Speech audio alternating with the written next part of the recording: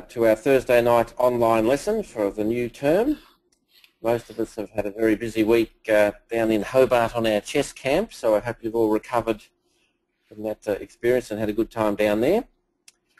I'm on my lonesome in the office today, but we have down in Tasmania Bradley Vince. Hello, Bradley. Hello.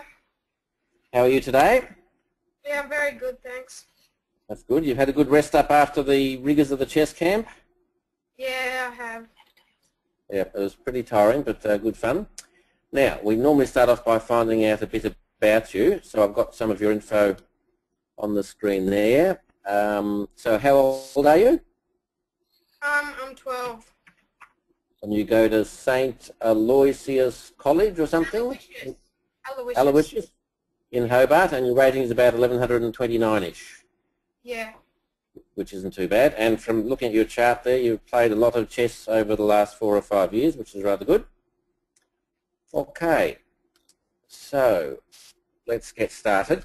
Have you had a look at the position I set up today? No, I haven't. You haven't had a chance to have a look at that? No. All right, we'll have a quick look now.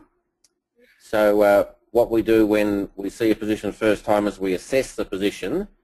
Start off with the material. So clearly black's a pawn ahead, and otherwise the material's pretty even except bishop for knight. So the question is, if you were black, what move would you play here? What variation would you look at? Does anything spring to mind if you were black? No.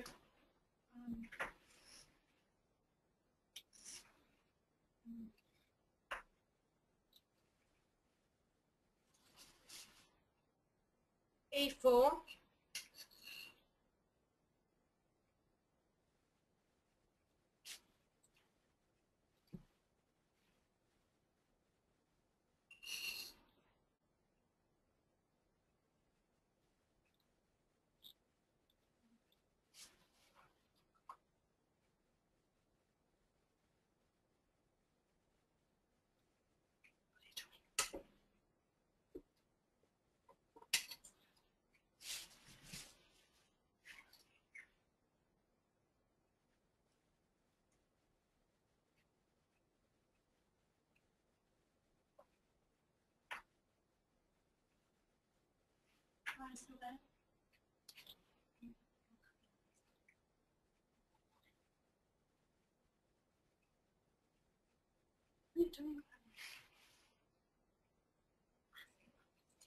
Are you still there?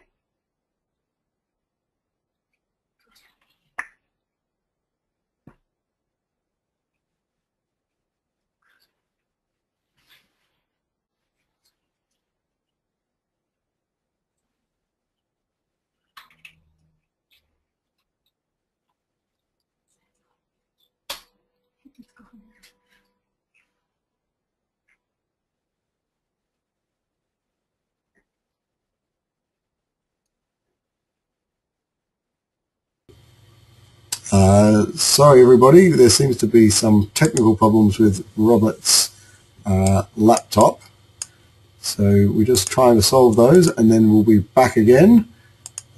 His sound has broken, so there's no audio on Robert's laptop right now. It shouldn't be too long before it comes back again. It happened before and then it just came back, so hopefully it'll come back again soon. Otherwise Robert can always keep on going on this computer if need be. But the BIOS network's not coming up now. Right, do you want to play on this one? But I don't have the game program. So you could just do it for me while I'm fixing the laptop if there's anything that you could take your computer next to you or something.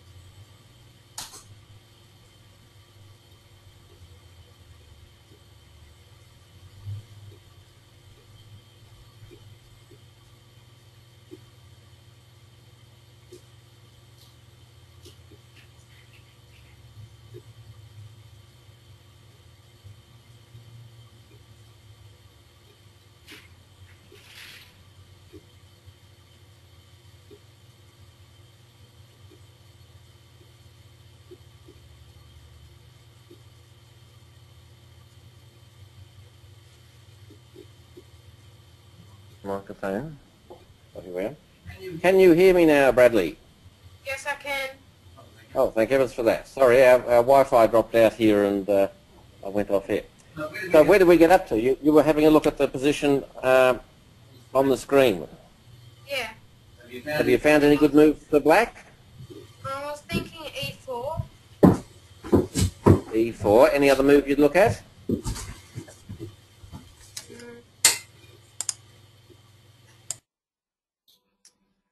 Not really. Did you look at bishop takes H3? Which takes H3. Yeah. No, I didn't look at that. Okay. Because that's what some of the people are suggesting. I think Ryan likes bishop H3 and Joe does. Thomas likes rook G6. People have suggested lots of moves. All right, what do you think about bishop takes H3? Now that you've seen it. Does that win a pawn for black? Yes. Because if I take you back, Yeah. then you can just play rook takes F3 and things are looking pretty good. All right. So if you were white and black's just taken your pawn on H3, would you take him back or is it another move you might play?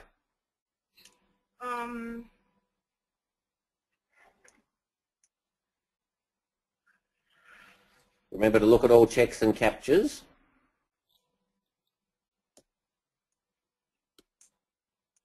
Nothing else comes to mind? Knight takes E5. Knight takes E5. Now that looks pretty good. Let's have a look at that. So knight takes E5. So what could black do now?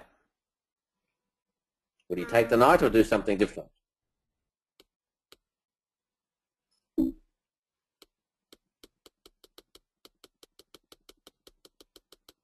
What do you think? Take the knight? Don't take the knight? Yeah, take the knight. All right, take the knight's the obvious sort of thing, but you've also got to think I take the knight, he takes the bishop. So Harry and Ryan have both suggested an interesting move for black, which is bishop takes G2. There's a kamikaze bishop trying to get an extra pawn before he takes the knight. What would you do about that? If I was white. Yep, if you were white. So now you're down to 5 pawns and he's got 7. Knight takes C6. Could do that, but the bishop will take you. There is a reasonably good move here. Knight D7, hitting the rook. So because the knight was going to be taken, it's like a kamikaze knight. All right, so now if you were black, your rook's attacked, your bishop's attacked, what would you do? Rook G6. That's what I thought was the obvious move. But there's a bit of a problem if we're looking at all checks and captures, because white jumps in like this and then hits you with knight F8 check, picking up a free rook.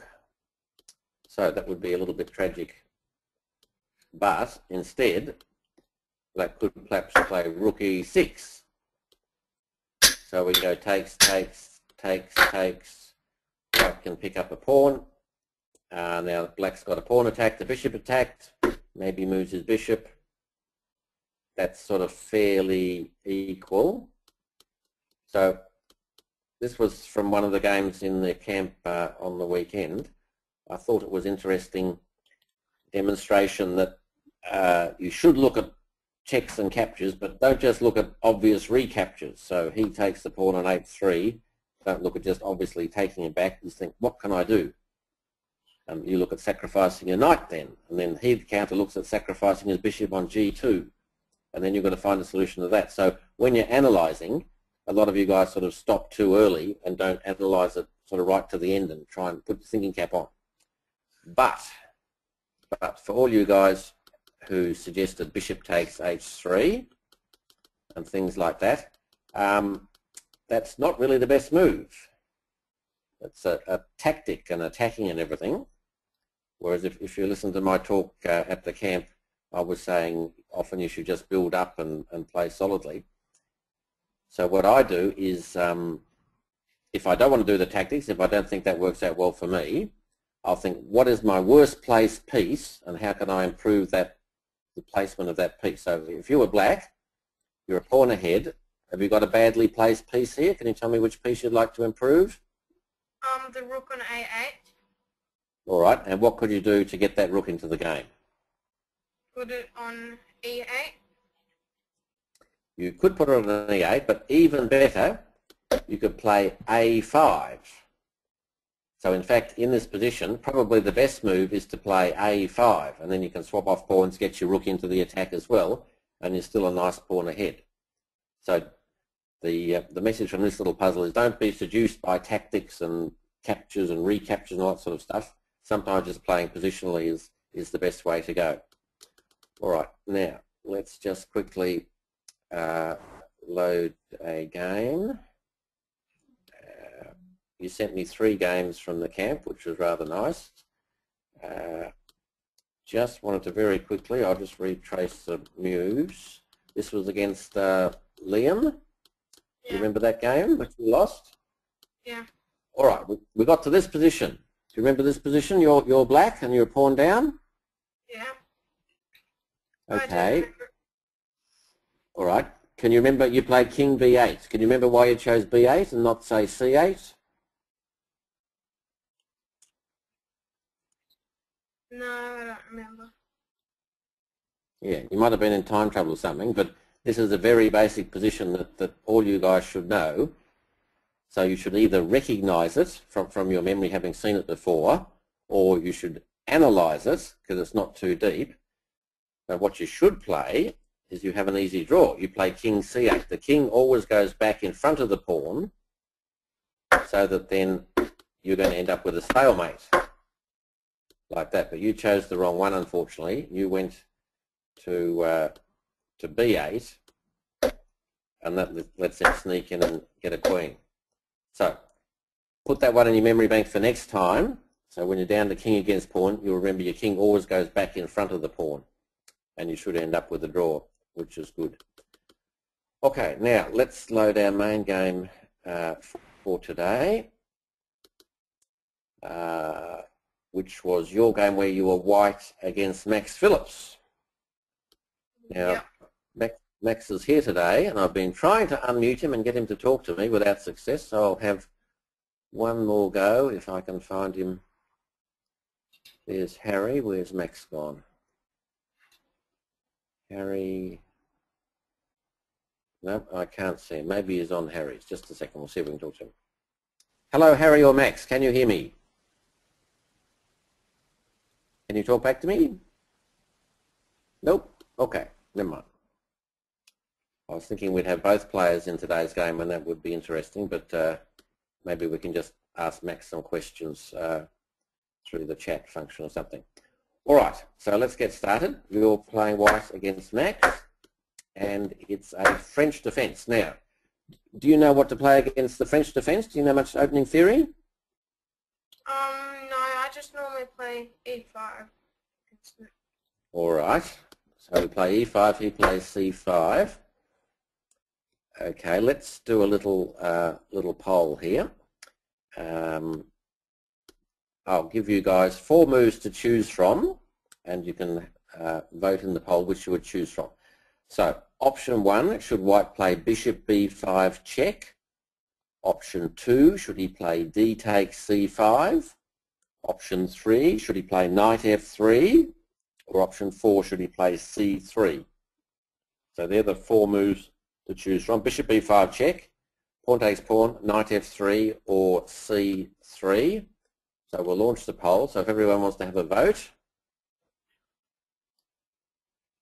How are we going? The votes are coming in. C3 is well in the lead. Knight f3 is coming second. 61% have voted. So 70. We need a few more to vote. Not everyone's voted yet. 83% have voted. A couple of stragglers. Come on, everyone, vote. All right, we'll close the poll. Let's have a look. Okay, so 62 for C3, 38 for NF3. So which one would you vote for, Bradley? I voted for c3. But in the game you played knight f3. So why have you changed your mind? Because the other way, like, you don't lose a centre pawn. Yeah. So this is just a standard position. So bishop b5 check would be silly because that would be trying to swap off your good bishop.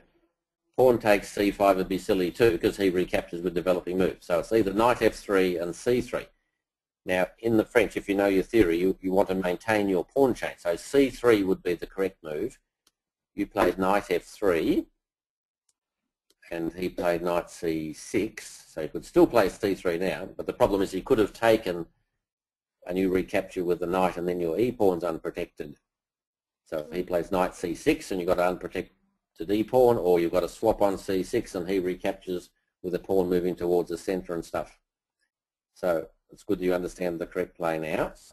All right, you went bishop e3. Again, c3 would have been a bit better. He jumped out with the queen, and now he's attacking your b-pawn, so you push that up. That's all fair enough. He played bishop d7.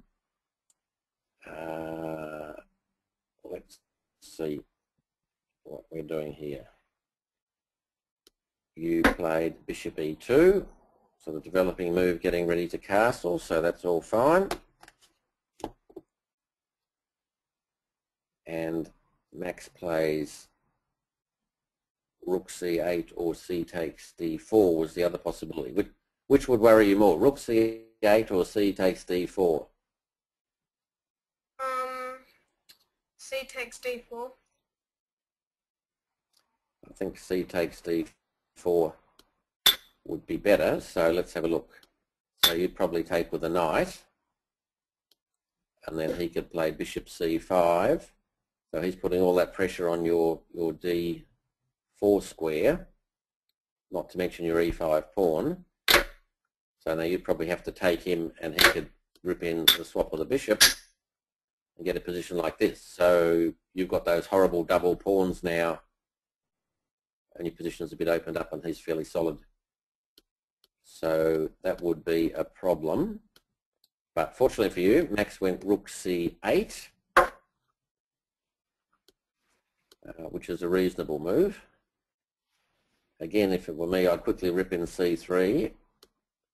But he went for castles. And now he's attacking you with f6. So your knowledge of the French defence, you sort of stopped after e5? You don't know the sort of book moves after that?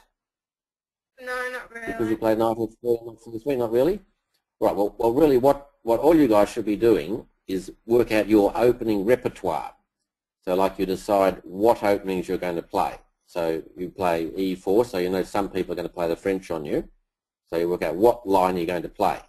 And then if you can learn the main sort of 7 or 8 moves of that line to get you into the game, that'll get you started. And then what you should be doing is you play through a number of games using that variation so you can see what the Grandmaster's plans are, what they play, and what are the common ideas, and that sort of gives you a feel for it. So you don't have to analyse like every possible line for 15 moves, you just have to get the main line. So that's something you can work on when you get a bit of a chance. Okay, now let's see what's happening here. So he's attacking your e5 pawn, which is a sort of fairly normal thing, and you went for broke and hit him with c4. How did you think you were going here? You happy with this, or you're a bit worried, or what? I'm happy with it. You're happy with it, okay. Well, you've got your king safe. You've developed 3 pieces, and you've got a bit of a foothold in the centre. So it's probably looking pretty reasonable, isn't it? Yeah. All right. So let's see what he takes. Okay. Now there's all sorts of exchanges in the centre there. Which one do you think you should do?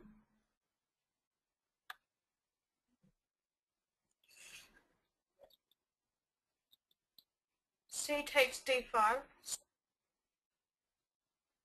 Okay. Why do you like the c takes d5 one? Because it attacks the knight after you take it. Yeah, so if you go C takes D5, now he can't sort of play a pawn takes on D4 because you're taking his knight and then his bishop would check. Yeah. So he's probably got to take you back. And then I take on E5. Now you probably take on E5, maybe with the knight or the pawn. Let's say the knight. I'd say that's looking pretty good because, I mean, he hasn't castled yet. He hasn't got his bishop out or his knight out so he can castle. And you're sort of almost ready to attack him. So I'd say your position is pretty good there, wouldn't you? Yeah. Yeah, I think that's looking right. So C takes D5 would have been pretty good, I think. In the game you actually took the E5 pawn, which looks okay because you've got a nice strong pawn in the middle. So what's the drawback of taking like this? Has he got a good reply he can make?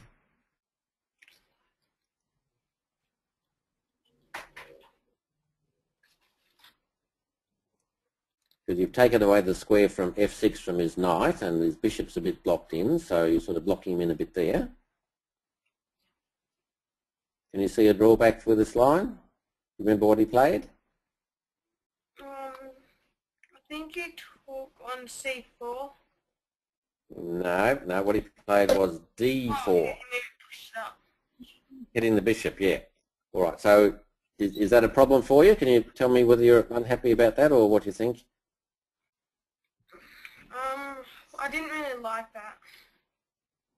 So what's the problem? Why is that a bit good for him? Because it takes my bishop out of a pretty good square. Yeah, so your bishop's got to move again, which is a pain. Any other thing that's good for black with that?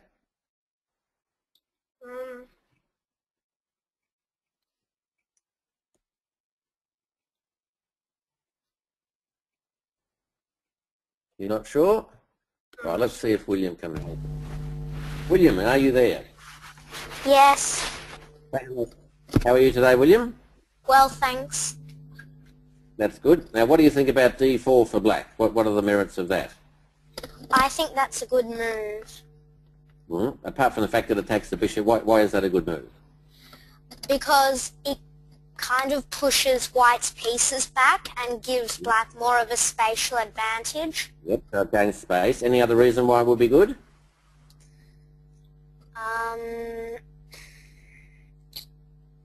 I can't think of any other reasons, so...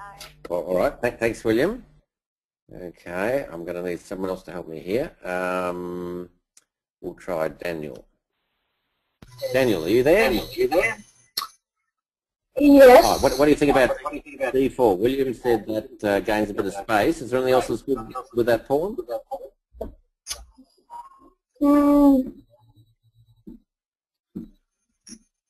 It has a special name now that it's got to D4. Don't know? No.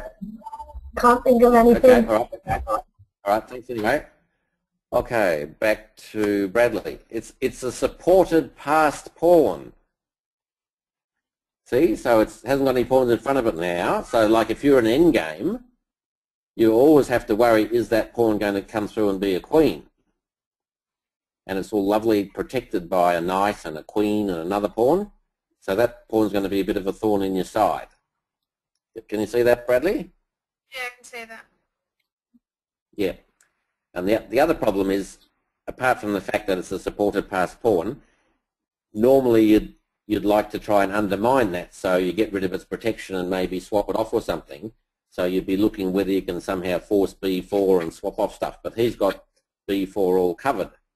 So you can't really get rid of that pawn. So that's going to be an advantage for him probably for most of the rest of the game. All right. Now, so your bishop's attacked. The question is, where should we put that bishop? It's not terribly easy because we liked it on E3 and now it's got to go somewhere. So it has 4 squares. So we've got G4, F4, D2, C1. I'll have another little poll. So people have a think.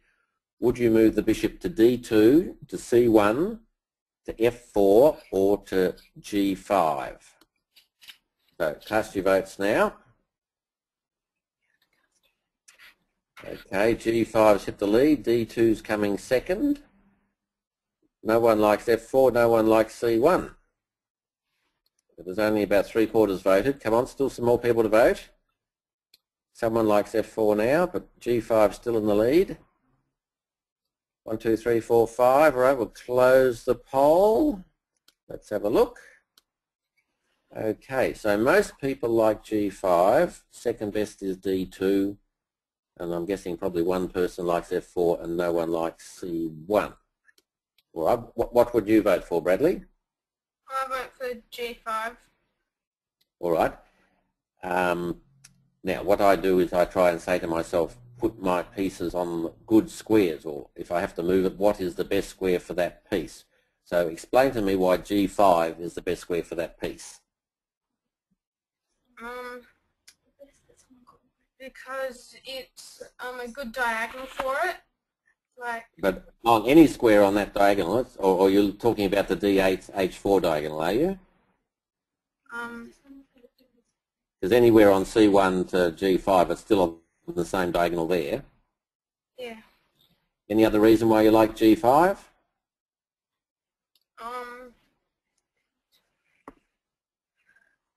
Is it maybe more attacking or something, or is it going somewhere, or are you going to leave it there? I mean, what if he just plays H6 and says go away? Where are you going to put it? H4. So you're going to drop back to H4 and if need be back to G3 or something? Is that what you think? Yeah. Okay. All right. No one wants to put the C1, which is fair enough because that's where it came from. They'd be wasting time. D2's probably fair, but then I've got to wonder where I'm going to put my knight on from B1. I might have to manoeuvre knight to A3 to C2 and try and prepare B4 or something. So D2's possible. So the 30% who voted for D2, fair. F4, you don't like F4, Bradley? Tell me about F4. Well, your pawn blocks it in. Your pawn blocks it in. Yeah, so... True, okay. Right, so that blocks it in. Now the problem is, just having a sort of bigger view of the position, do you have any weakness that he might be going to gang up on and try and attack in a half a dozen or so moves time? Can you see anything that he might sort of build up on? No, I can't see. No. All right, well, probably your I think you have to worry about your E5 pawn, because he's got a knight attacking it. He could maybe put the other knight on G6 and attack it, or he could put the bishop on G7 and attack it. Maybe he might castles, play rook to F5 and attack it. He might drop the queen back to C7 and attack it. So you might have to be a little bit careful, because you've got it defended with a knight. You could put a rook on E1 maybe defended, but it's perhaps going to be a little bit hard. So you've got to think, you know, that's my outpost, that's my advanced centre pawn. I want to hang on to that. So whilst it's blocking your bishop, it's also a very good pawn for you. So it's like you're overprotecting your sort of leading troop out there on E5. So the correct answer, I don't know who voted for it, but bishop F4 would probably be the best move. Okay, you went to G5, so the drawback of that is either he could perhaps chase it away, or he could do something else. Actually, it's a bit interesting here, so maybe you guys can help us. If you were black, Bradley just played bishop G5, what move would you like for black? So type in on the question what move you think you'd make next. Would you try and chase that bishop away? Would you make a developing move? What would you like to do? Jason's going with H6. No one else is voting yet.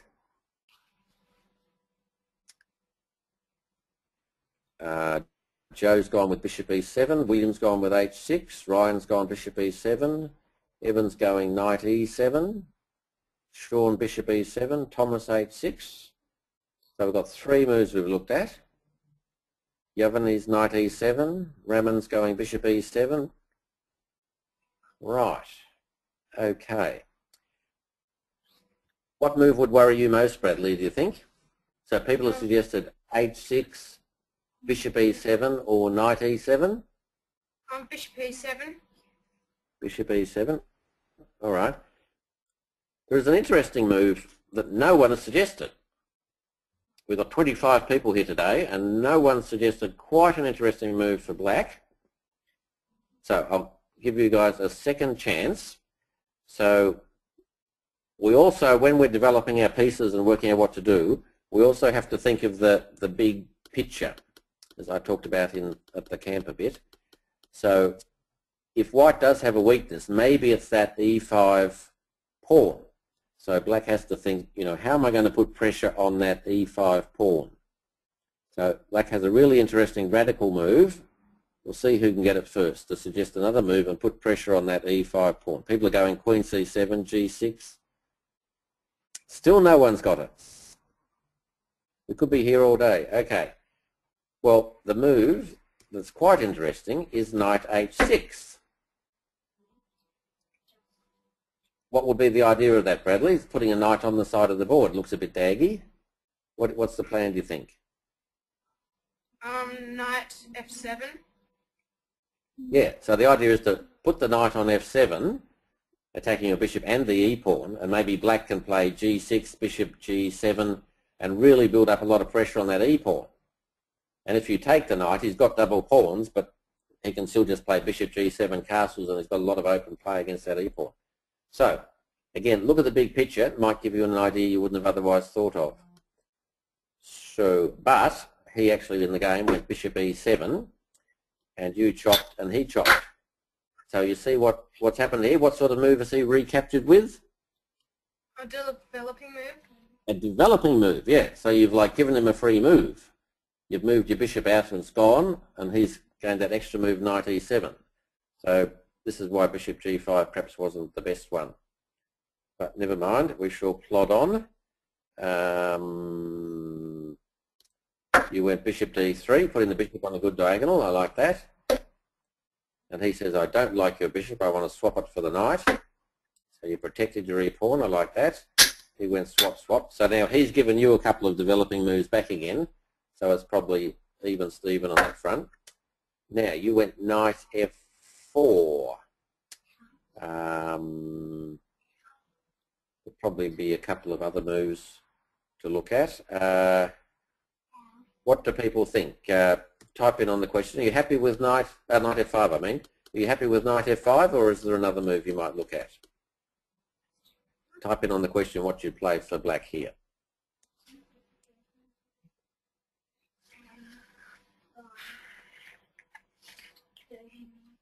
Joe wants to castle. Evan wants to castle. Zoe wants to castle. Heath. Joe wants rook f8. A lot of people are castling, which looks like a pretty obvious sort of move.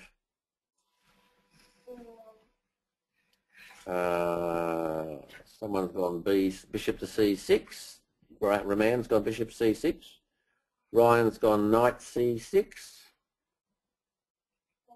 Sean has gone knight g6, which is interesting. Where's Sean?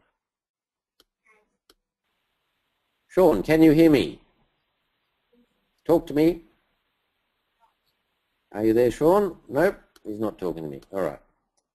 Sean came up with knight g6. What do you think of that, Bradley? Would that be better than f5 or not?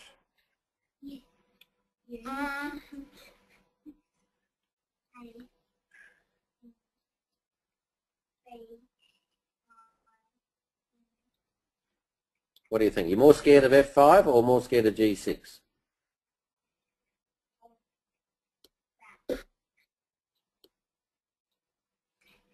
No idea? Well, g6 is defending when you castle.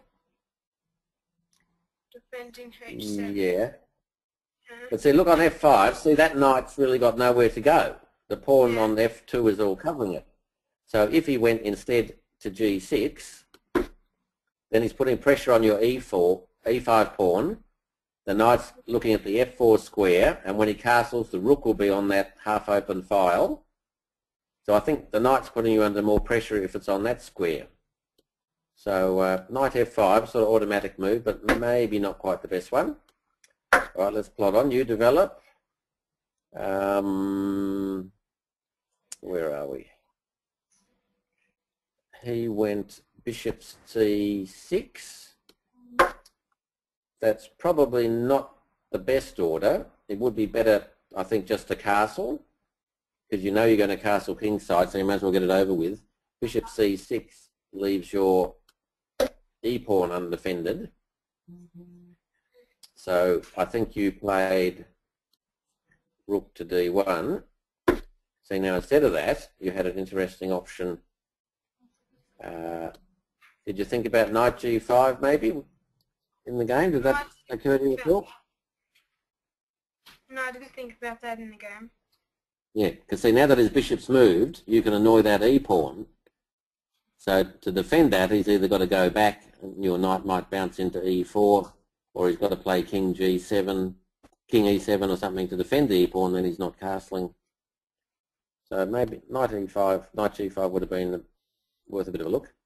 Anyway, we went to rook a to d1. What's your rook doing there out of interest? Um, Do you have any particular plans for it, or you just look like a good spot? it will just look like a good spot, like, yeah, for Yeah. the pass and stuff. It's got a blocking the pass pawn, but it's not an open file, and it might stay put. So normally, like if you were going to try and prepare b4 or something as a break, you might put your rook on b1 and play a3 and b4 to get the two pawns side by side on b4 and c4. Maybe something like that would be more active. So rook d1 sort of a move, but it's not really fitting in with the plan. He castled. You put your knight on e4, which is good. What did he do then? Oh yes. He played a funny move, bishop e8. Can you understand that? Why did he want to play bishop e8, do you think? Did it surprise you during the game when he played it? Yeah, I didn't know why I played it in the game. Yeah, normally I think c6 is a good square for the bishop, isn't it? Or if he wanted to, he could swap off for your quite nice knight. So he obviously wants to move the bishop to the king side, but still it's a bit of a backwards move, so that's a bit funny. All right. Now, you came up with a strange move here. All right, guys, we need some help here. The position might be turning in white's favour because black's just made a retreating sort of move, and we've got all our pieces developed, but we need something to do, which is a bit difficult because the d4 pawn's sort of cramping us. So suggest a move for white here. Some people are going, Jason's going knight d6. It's pretty hard. We need an idea for white. Jason's now said, whoops, he doesn't want to play knight d6, maybe because it loses a pawn, or appears to lose a pawn. Now, no one's typing any ideas, which means it's a really difficult position to find a move. Now, Ryan's come up with a3. Jason's changed his mind and putting a knight on g5. Mitch likes knight g5. Trouble with knight g5 is he just plays h6 and chases you away maybe. So Ryan's come up with the best plan so far. He's looking at a3 and preparing for b4. Joe wants knight f6 check because he wants to lose a piece in the game. Ryan's now looking at knight g3. Can you remember what you were looking at here? Did you come up with any ideas, good ideas in the game, do you think?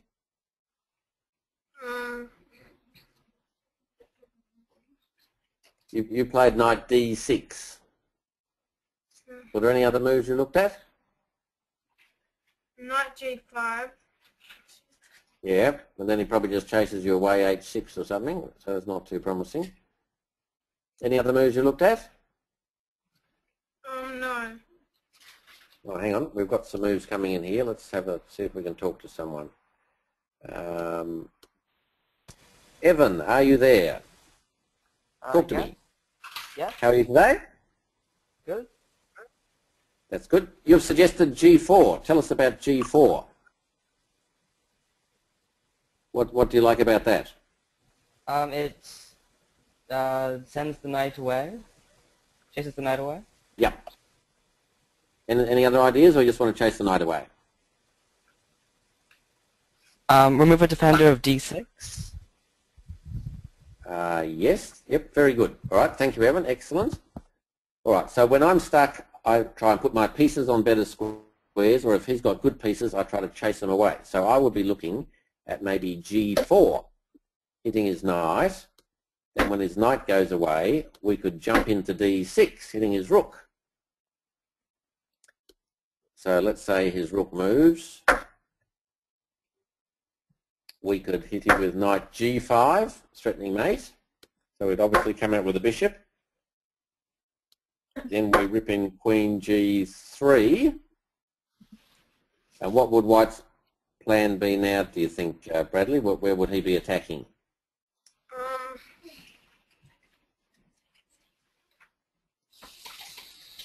E6. Sorry, what square? Knight E6? Yep, so you've got your knight attacking E6, so black has to worry about that. And also white can play a move like probably F4 with the two pawns side by side. So he's got this fluid pawns going on the king side.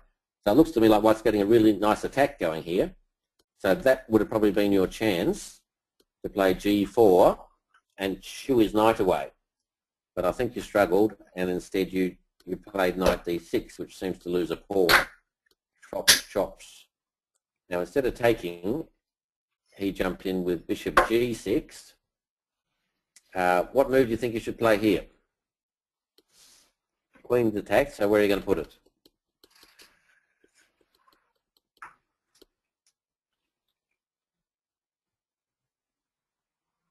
You've only got two squares to choose from, D2 or E2. D2. Why do you like D2?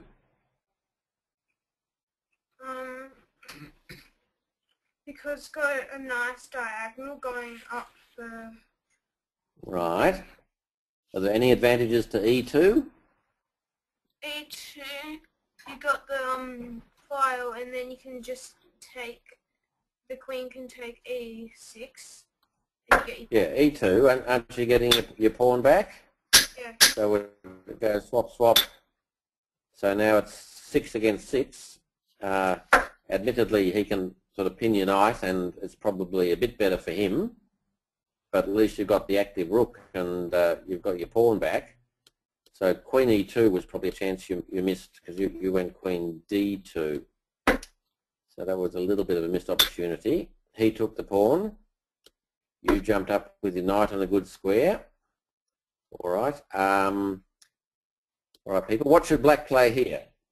Bradley's just played knight E5, and he's probably threatening to take that bishop and give us double pawns. So what should black play? Type in on the questions what you think. I've had a move from Heath. Anyone else have an idea?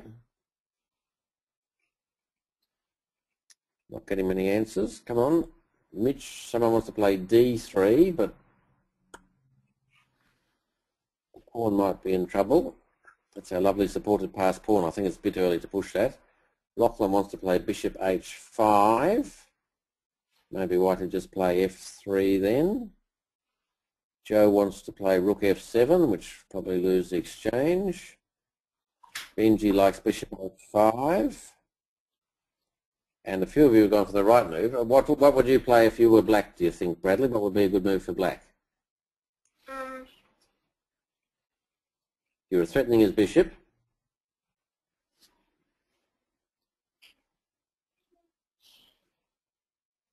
So should he move it or protect it? You should go H5, bishop H5. H5 is possible, but then you just play F3 and the bishop sort of sitting there looking silly. What he actually did was bishop F7, which is a lousy spot for the bishop. What he should have done would play rook f6. So he's protecting the bishop and protecting his weak pawn on e6 and sort of building up against you. So Max made a slightly bad move there, bishop f7, so he's putting a piece on a bad square again. Okay, then you moved your queen up there, and he moved his queen e7. I'm not quite sure where he's going. Do you remember what you played here, Bradley? Or if you had to move again, what would you play? Any ideas for a reasonable move for white?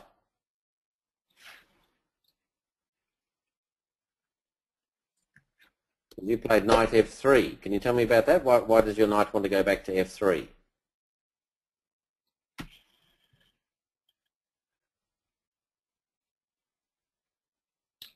Did you have a reason, or you can't remember? I can't remember.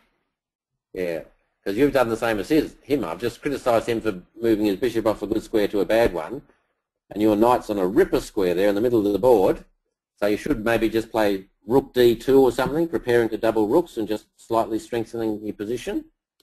So knight back, that was a bad one, because he can now rip him with a pin, so he's going to mess up your pawns. You ran away with the king. He chopped, you chopped, he defended his e6 pawn, and you ran into the middle. So now what are we? We're a pawn down, and our pawns are a bit messed up, so we're in a bit of trouble. So he attacked your h pawn, but you can counter-attack on the g file, so you're getting a bit of play. He went e5. He couldn't take the h-pawn because he would obviously play rook h1 and his queen's in strife, and you've got an h7 check coming up. So you moved your rook up to defend the pawn, which is reasonable, and preparing to double. Let's have a look here. All right, now we need some help again, people. So you guys are black, you're a pawn up, and Bradley's trying to defend all his weak pawns. What move would be a good move for black in this position? So type in your suggestions for me.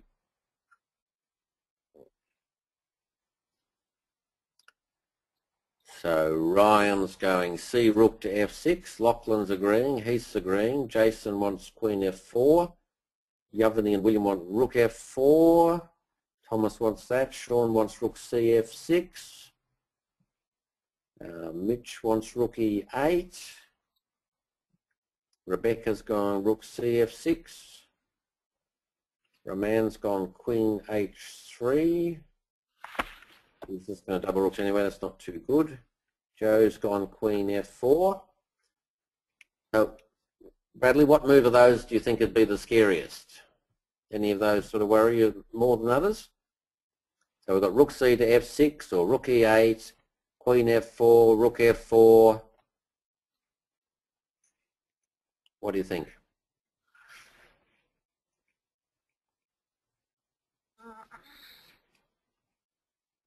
Nothing really sticks out? No. All right. Black could even look at rook a6 attacking that pawn and getting his rook a bit more aggressive.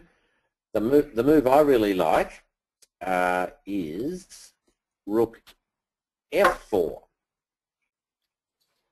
Now why I like that is that's really restricting your chances because your queen can't come out to e4 anymore, and it's preparing perhaps to play pawn to e4 in due course. So next move I'll probably double rooks or put the rook on the e file. But like rook f4 is really killing anything you can do.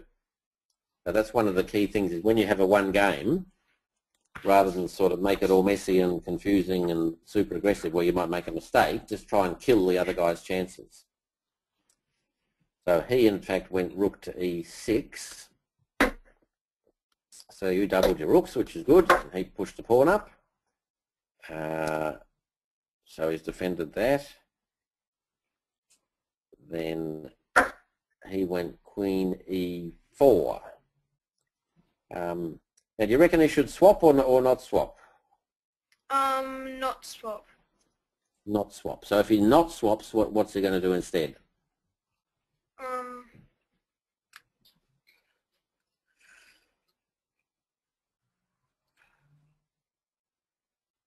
Rook F4. You're attacking his B pawn. So he could have played Queen E7, which defends everything nicely. And then maybe he's threatening Rook F4 to chase you away. It's a bit of a toss-up. We have the general rule that most of you guys know that if you're winning, you swap pieces, and if you're losing, you swap pawns. So using that rule, you go queen takes queen. But white's king's in the middle and might be in a bit of trouble, so keeping the queens on might be good from that point of view. So it's a bit of a hard call. Anyway, Max went for swap. You took. He went Rook F4. What do you think you should play here for white?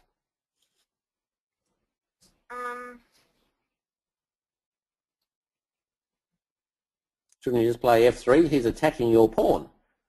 There's something strange. He played Rook F1 and he didn't take it. He went and doubled. So I'm mystified by that. Were you guys in time scramble or something, or? No, we weren't. You didn't notice he was attacking your pawn? No. No. All right. Well, you should get in the habit of, as soon as he makes a move, saying, what is he threatening? Because obviously you could have lost a free pawn with check there, but luckily you got out of it. Okay. All right. So here's the position. We're now in a double rook ending. You're a pawn down. He's not threatening anything. He's trying to gang up on you, but we've got it all covered. What do you reckon you should do here? Rook G4. Why do you like playing Rook G4? Because we swap off rooks. You want to swap off rooks? Yeah. Okay, let's ask someone else, see if Rebecca will talk to me. Hello, Rebecca, are you there? Hello. Hi, how you doing? Good, thank you. That's good. Bradley likes playing Rook G4. Do you think that'd be a good plan in this position? Not really. Why not? Explain it to Bradley. Because your material down, like a pawn down, is you trade off your rooks, he'll swap all your pawns off and then it'll be that one pawn, like, extra, and then it'll be hard for you to draw. So you have no chance for counterplay once your pieces are all off. You'll just be a pawn down in the pawn ending or something. Yeah, and then the default pawn will come very strong. Yeah, it certainly will. All right, thank you, Rebecca. Yeah, so Bradley, you've just disobeyed our rule about not swapping off pieces when you're behind. So you could have played, say, Rook G5 or something like that. Let's play Rook G5. So then you're attacking his pawn, and he's got to defend his E pawn. So really, your best plan would have been just to sit tight, maybe play H3 and Rook G5 to G3 and back again, because he's got to find a way to beat you. You're only one pawn down, and if you keep the rooks on, one pawn's not too big a difference. But if you swap off the rooks, you cactus. And worse than that, Rook G4 is a bit of a problem tactically. So he takes it, takes. Right, everyone quickly type in, what move would you play for black here? Fast as you can without thinking. Black to play, you're a pawn up, what would you play? So Zoe's gone Rook F1, William's gone Rook F1, Heath, Yavani's gone Rook F1, Evan's gone Rook F4, and some people have played a really good move. Yeah, this was interesting because I was watching this actually happen, and I saw Max's eyes light up, and he took about 2 seconds and immediately played Rook takes Rook, because that's probably what he'd planned. And I thought to myself, it should take a little bit more time, have a look around for other moves, because I was looking at Rook F4, and if swap, then it's an easily one pawn ending because you've got 2 passed pawns, and it's really cool. But then, of course, there is a much better move, which some of you guys have seen, so well done. D3 check. And the king's got to stay protected in the rook, and then D2 check. So we would have lost straight away. It would have been horrible. So because Max has moved so quickly and not looked around a bit, he's missed the winning line. Not that he's losing or anything, but he would have won a lot quicker. So, have you got any chances here, Bradley, or are you just lost? Yes, I could have a draw. I could have had a draw. How could you get a draw? Well, there was a move coming up where I could have had a draw. No, I don't think so. Your chance was to get a blockade and try and keep his king out. But unfortunately, I think no matter what you do, his king has a way to get in.